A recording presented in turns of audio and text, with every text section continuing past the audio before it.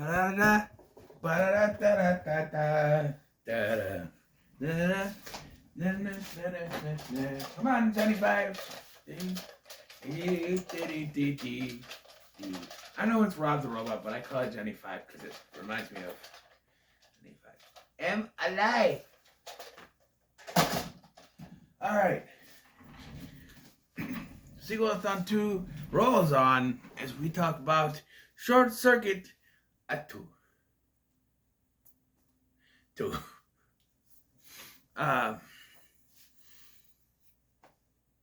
Yeah.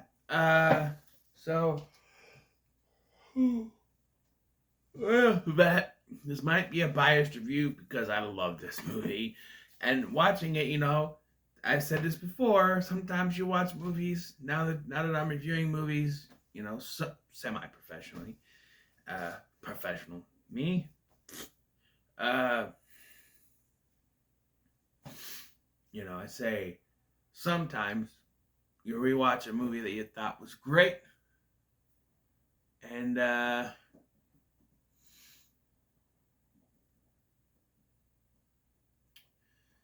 later you realize it might not be as good. But to be honest, watching this,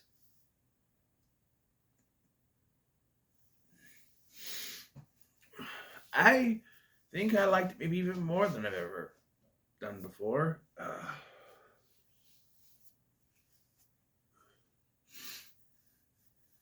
So Short Circuit 2 came out in 1988, 2 years after the first film, and brought back Fisher Stevens as Ben Javeri in this movie instead of Cubanita as he was in the first one. So he's Ben Javeri now.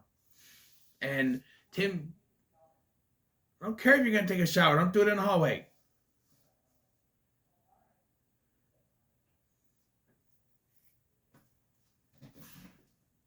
You know something I really hate when people talk in a frickin' hallway? Even, they might not know I'm recording, but it's still rude because people are in their apartments. They can still hear you,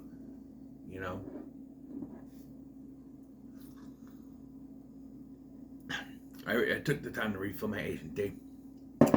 So, like I said, this brings back Fisher Stevens as Benjamin Javeri in this film. They changed his last name for some reason. And yes, I know he is a white guy playing an Indian, but this was 1988. Give him a break. And I don't know if I said this in my original review, but he was originally supposed to be white. Then they said, they hired him, and then they're like, we want this character to be Indian. So they asked the guy to play Indian, and Fisher Stevens has apologized for this. I personally like the character. I think he does a great job with the character, in spite of the fact that he's not actually Indian. But, I grew up in a different time. If you grew up nowadays and watching this, you would definitely wag your finger at it. But I grew up in the 90s, I was born in 87, so I was born a year before this came out. So there's definitely my time frame where it was, I wouldn't say acceptable, but not as frowned upon as it is now. There was some, negativity towards it, but, And then we have Tim Blaney also returning, the voice number Johnny Five. Johnny Five, number Johnny Five, Saint number Johnny Five. Long name. And Ali Sheedy returns for a cameo as the voice of Stephanie when they send number 5. I think Gutenberg was doing 2 different movies this year. Wasn't able to do this, and I don't know, Ali Sheedy was busy doing whatever. So he didn't come back. We got Michael McKean playing Fred Ritter, a New York sleazebag salesman type of guy who meets with Ben. Ben is trying to sell smaller versions of the number 5 model, which technically they wouldn't be number 5 because he was number 5 of 7 of them. I guess. There was only 5 of them, I don't know, but this little one, selling little ones, which meets the eye of one Sandy Banatoni, played by Cynthia Gibb, who works for a toy store and wants to sell those little toys. So Fred, seeing dollar signs in his eyes, decides, hey, I'm going to try to make a deal here, and decides to work with Ben to sell these things. She's all about the money, right? And they set up shop in this rundown factory of sorts, rundown warehouse, whatever, where they're going to make the stuff, and they hire homeless people. They run afoul of some masked hoodlums, masked criminals, and come in and start destroying the stuff, and cause all the workers to run away. So, in fear of losing, fear of failure, Benjamin sends for help to Newton and Stephanie, but because neither of the actors came back physically, they send Johnny Five instead, who says his name is now Johnny Five, as he, decided at the end of the first film that his name was now Johnny Five, not Number Five, and Number Five is alive.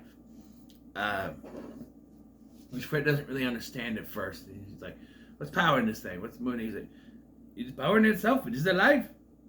Apologies. Yeah. And so Ben is very adamant that Number Five, or Johnny Five, not leave the building. Not know that he's in a city, because it's a city full of input, robot, going around the city, not very good. The first one was countryside stuff.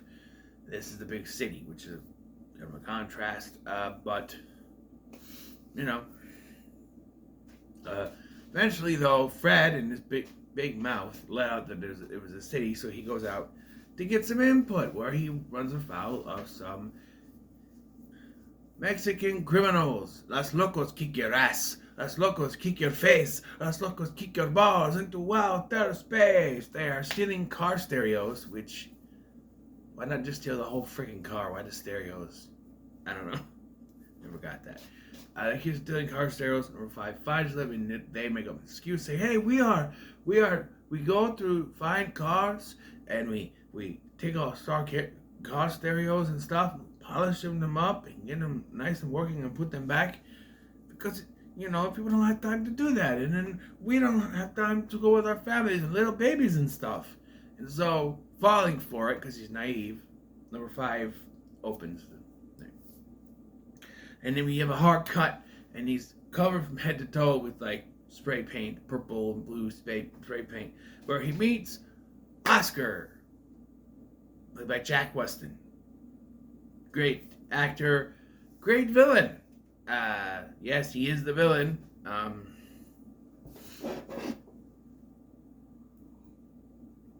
Oscar meets Number Five, because they try to play it like he's not, but he meets him, and he's like, oh, okay, takes him to the place. He's like, hey, you found your robot here, Oh, thanking you, and thank you, or whatever, and they bring him there. And Ben reveals that he has feelings for Sandy Benettoni, because we need a love interest thing, I guess. And he needs help in the ways of love, which is how Fred distracts him. And Fred finds out that Johnny Five here is worth $11 million, as was established in the first film. And so he decides he's going to go sell it. But Johnny Five takes a detour to a bookstore to get input. Frankenstein kind of works, and then ends up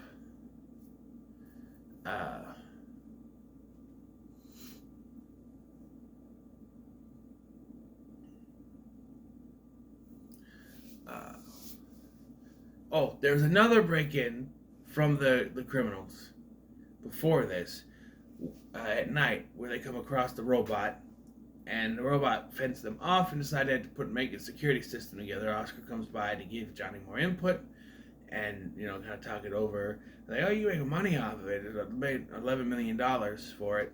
And that's because he knows that Fred is, in hindsight, you see that he's sowing the seeds here. So he's sowing the seeds of trying to distract them. He knows that Fred likes money, and then he overhears, Fred talking to him. He can get Ben out of the way by telling him to talk to Sandy, which he sort of does. It doesn't really go the way of a date, but And Fred tries to sell him, which leads to Johnny jumping out of a window and somehow being able to use a hang glider. How heavy is this robot? Well, not that one. There's no way a hang glider would be able to hold it, but it's fun. It's fun. And then he finds his way throughout town and gets arrested. And yeah, they just let him take him home. And during all this, though, they do try to rob the place again, try to go in there again.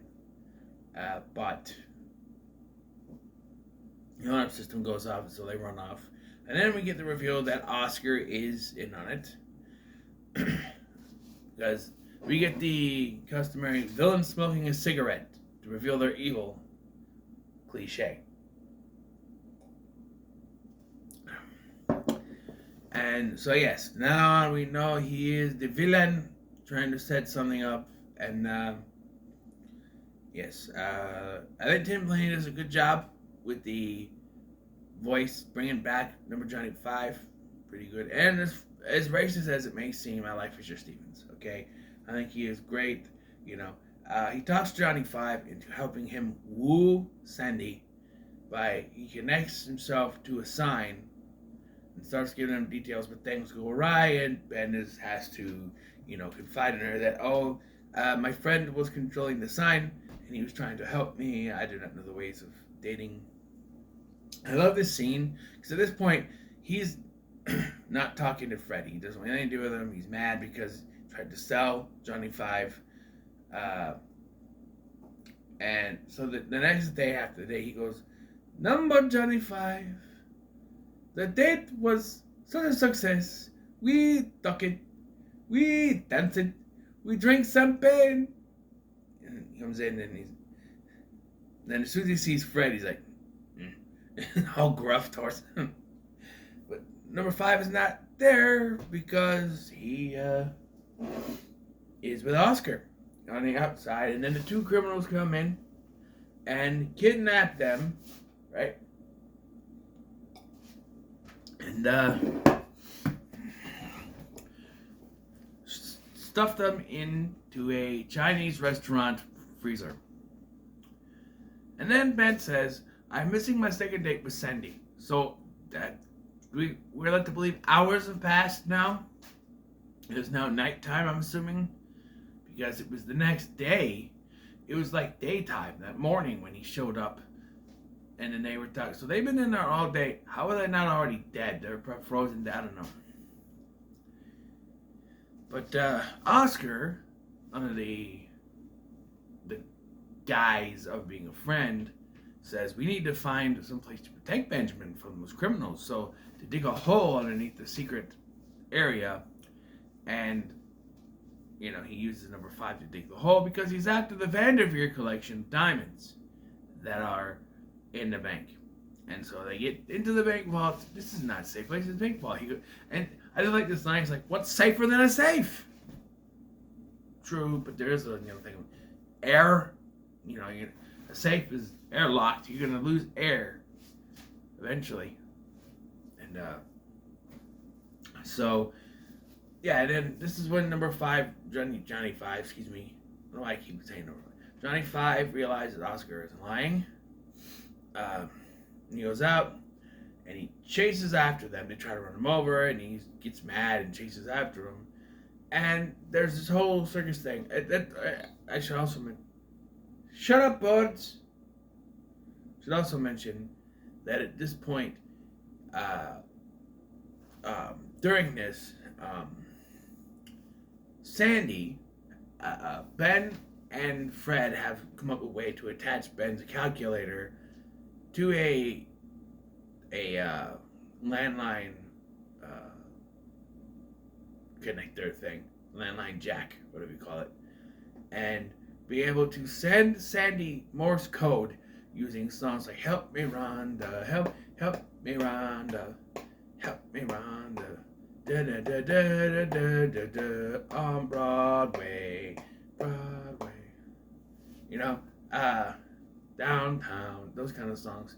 And so she and the cabbie, was very smart, like very smart cabbie, track him down, get him out of there.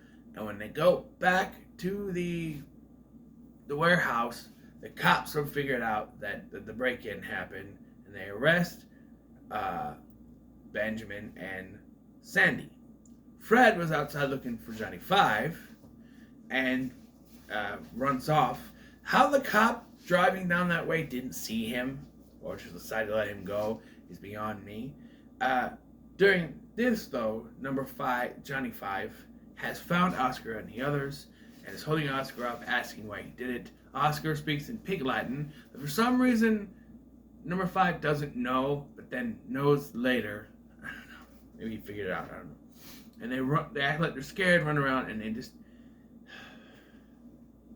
they start beating the crap out of him. They disassemble Johnny Five, and as we know from the first film, disassemble dead. Yes, they tried to kill Johnny Five.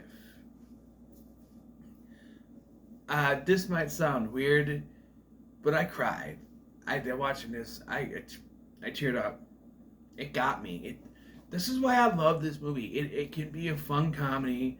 It has a message, you know. Number 5, Johnny Five, he is like the Frankenstein monster here. He's not accepted by the rest of the humans. He's shown as that he's too different. He's not human. He's shunned by humanity. He's pushed away, except for a couple of friends here and there. And he ends up being used. It's not Frankenstein monster, but he ends up being used by these guys just to get what they want. Not how they want. Destroy him. They say he can point us out. He wrote this, beat the crap out of him. And yeah, Fred eventually finds him, or Durf as he calls him. Johnny Five cannot talk at this point because he's been dismantled so much, but he's able to move. He draws using calcium or whatever it is on the wall, saying that he's dying. And yeah, it is revealed that he's leaking battery fluid. He's literally bleeding to death. Technically, I don't know why I laughed. But we get the payoff to this weird robotic salesman named Manic Mike, played by Don Lake, who sees commercials are shown throughout the film. Problem is, he says this place is called Manic Mike's, but it's clearly a Radio Shack. There's a sign that says Radio Shack. So, is it Manic Mike's Radio Shack? I'm very confused. Because the first time I look, it's Radio Shack, and then Manic Mike shows up. I'm like, wait, I thought his place was called Manic Mike's. Fred has to be the one to fix Johnny Five. So he fixes him, not completely. He gets his voice working again. He gets his other arm working, and Johnny Five is able to kind of MacGyver himself. But he's still bleeding.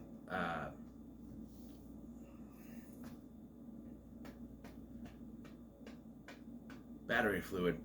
Well, one thing I'm going to point out, okay, Nostalgia Critic's video review on this, he did many years ago. He says, so there's at the end, after the first time that number 5 gets out, there is a scene where Benjamin is confronting Fred. And the Nostalgia Critic says, it sounds like he said, "You're fucking up." No, what he says, no, you stop backing up. Not, no, you stop bucking up. No, you stop backing up. Because Fred is backing up. He's like, hey, whoa, whoa. No, you stop backing up. That's what he said. He said backing up. Not, even the subtitles say that. Although later, he says, the subtitles say J5, when in fact it says hey 5. I don't know, maybe I just heard it wrong. But, yeah, and so they chase after Oscar now. Revenge. Because, Fred tells them that he and Ben were just locked in the sushi cabinet, basically, the sushi freezer. And he's like, what? Sure, kidnap the humans, disassemble the robot. He gets mad, and so he and Fred go after them. They use the sewer, which Fred is never happy about, and eventually they separate, I think. Yeah, because they're fighting, and they're fighting the criminals, and the two thugs One thug, which is very remorseful. Now, I forgot to talk about this. In the scene where they are destroying him, they make it very realistic. It's very, very grounded. They're beating the crap out of him. When they first hit him, the battery fluid is on the guy. He's like he's feeling some kind of remorse, but he's still got to do it. You know, it's very grounded, very real.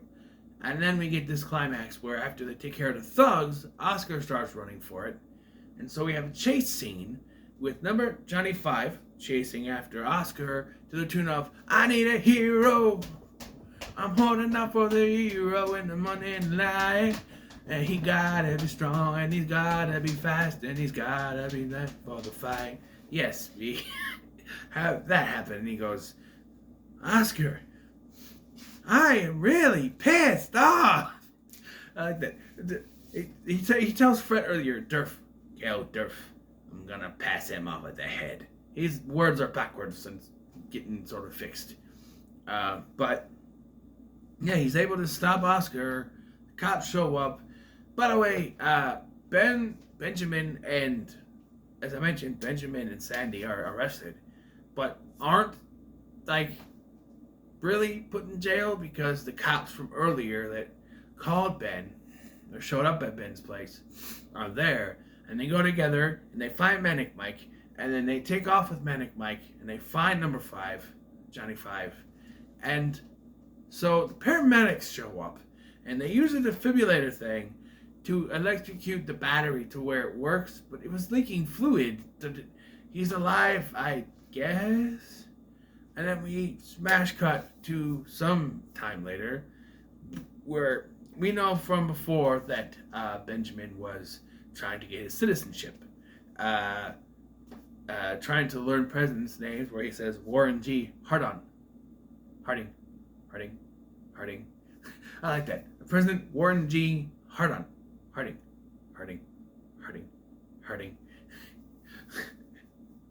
Yeah, Warren G. Harding.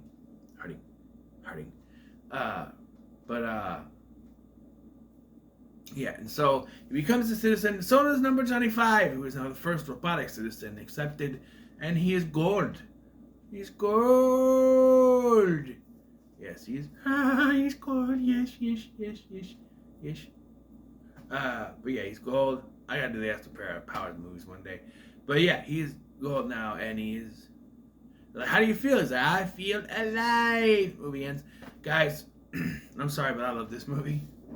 This is incredibly biased, I know, but I enjoyed this movie from beginning to end. There was no lulls for me. There was no, oh, why did they do that? Okay, the one thing that I did point out was the glider wouldn't be able to hold his weight, but it's a movie, you know.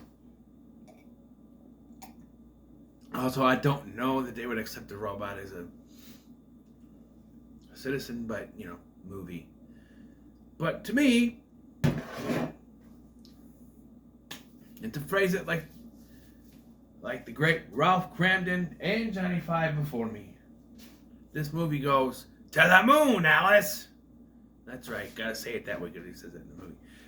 So yeah, it's to the moon. It's the first one to get that distinction in this Sequel-A-Thon too. And this is now the 13th one, I think. Hold on. 1, 2, 3, 4, 5, 6, 7, 8, 9, 10, 11, 12, 13. Yep, this is the 13th one. And for the first time in 13 reviews, we finally get it to the moon. So continuing the comedy angle, we are going to go with, I think we do a City Sneakers 2 next. Legend of Colu's Gold. Another one that I remember watching more than the first one. So,